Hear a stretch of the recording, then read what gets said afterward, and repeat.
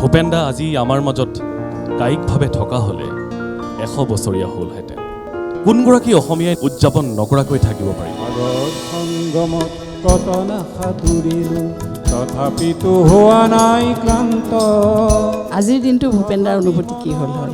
আমাৰ ঘৰত আছিলে 3 মাহ একেৰাহে আছিলে। মোক কৈছিলে যে মই দেখোন মা গান গাব নোৱাৰা হৈ গ'লোঁ, মোক পাহৰি থাকিব নেকি?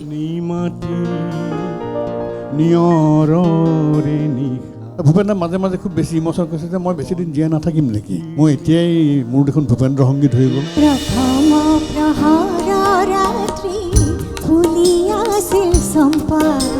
আমি যদি জ্যোতিপ্ৰসাদ আগৰৱালাদেৱক, বিষ্ণুৰাভাদেৱক বা নটসূৰ্য ফণী শৰ্মাদেৱক, লক্ষ্মীনাথ বেজবৰুৱাদেৱক, ভূপেন দাক যদি স্মৰণ নকৰোঁ, তেওঁলোক যদি আমাৰ নাথাকে, আমাৰ জাতিটো কেনেকৈ থাকিব? ভূপেন দা সাধাৰণ ব্যক্তি নহয়, সাধাৰণ পুৰুষ নহয়। মই ভূপেন দাক এজন মহাপুৰুষ বুলি ক'ব বিচাৰোঁ। গীত ভূপেন দাই মানে আধুনিকৰণ কৰাৰ মানে মেইন মানুহেইটো ভূপেন দা হয়। ধ্বংসৰ আঘাতক দিছে আজি সংঘাত।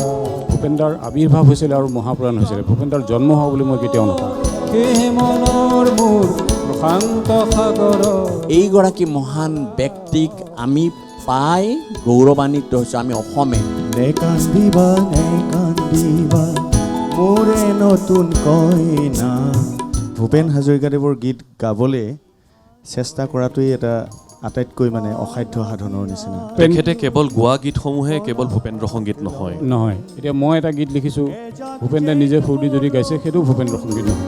এজাক যেন বৰষুণ আহু আহু কৰে, মেঘে গিৰ গিৰ কৰে, আহা গিৰ গিৰ মেঘে কৰে। সুধাকণ্ঠ একাংশই সমালোচনাও কৰিছিল সেইখিনি সময়ত। সেই সমালোচনাক ভূপেন দাই কেনেধৰণে লৈছিল?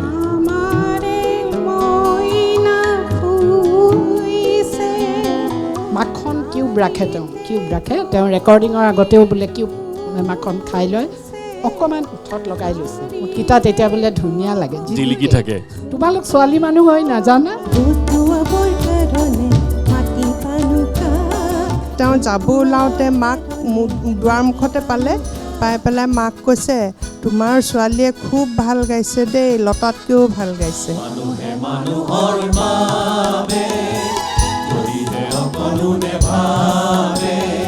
সুধাকণ্ঠ ডক্টৰ ভূপেন হাজৰিকাৰ আজি 100তম জন্মবাৰ্ষিকী।